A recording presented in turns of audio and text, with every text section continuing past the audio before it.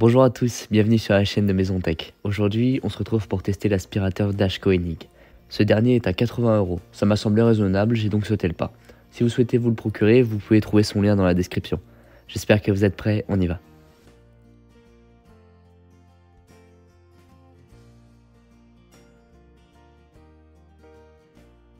Comme vous pouvez le voir, sa puissance est de 120 watts.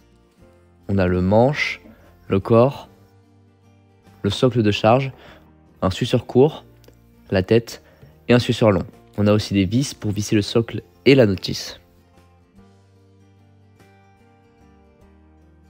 Le Dash Koenig est livré avec toutes ses pièces. Nous avons le suceur court, le suceur long, la brosse et le plateau de charge. Il est assez facile à monter et à démonter. Le réservoir s'ouvre par-dessus pour nettoyer les filtres. Mais je dois avouer comme défaut qu'il est assez compliqué à refermer. Il a une autonomie de 35 minutes en mode 1 et à peu près 10 minutes en mode 2. Son volume n'est pas très dérangeant.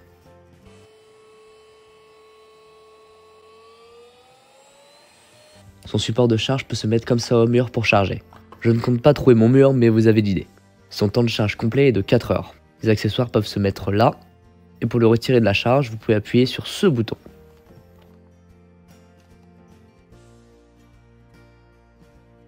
Bon, pour le test, on peut voir que j'ai mis du riz sur le sol, et je veux voir si l'aspirateur peut tout aspirer en un seul passage efficacement.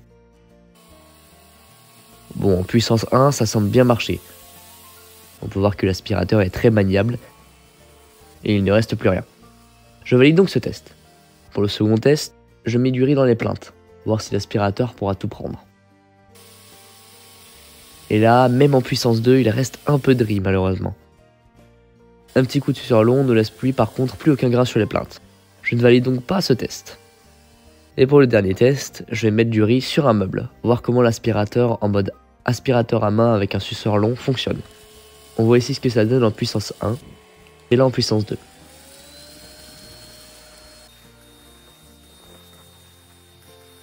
Tout a bien été aspiré. Je valide donc ce dernier test. Pour le nettoyage, le réservoir est assez facile à vider, juste à appuyer sur l'embout et tout tombe d'un coup. Pour nettoyer un peu plus votre aspirateur en profondeur, vous pouvez le démonter et rincer individuellement les pièces à l'eau. Vous pouvez retirer le filtre à scratch et le laver. Après, attendez que le tout soit bien sec avant de réutiliser l'aspirateur. Pour la brosse, un peu de saleté peut se mettre ici. Je vous conseille de bien nettoyer ces petites roulettes là, car elles s'encrassent vite et après elles ralentissent l'aspirateur. Pour nettoyer la brosse, vous pouvez la retirer en appuyant ici, tout simplement.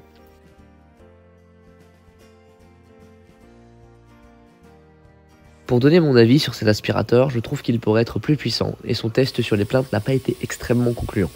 Mais à part ça, l'autonomie est correcte, l'indicateur de batterie est très utile, il est très agréable à manier et il permet tout de même d'aspirer efficacement les plus grosses saletés chez soi. Pour un aspirateur à 80 €, je trouve que c'est un très bon rapport qualité-prix. Je serais d'accord pour dire qu'il mérite amplement sa note de 4 étoiles sur 5. Je vous remercie d'avoir suivi cette vidéo. Si vous souhaitez obtenir plus d'informations, je vous rappelle que le lien de cet aspirateur est dans la description juste en dessous.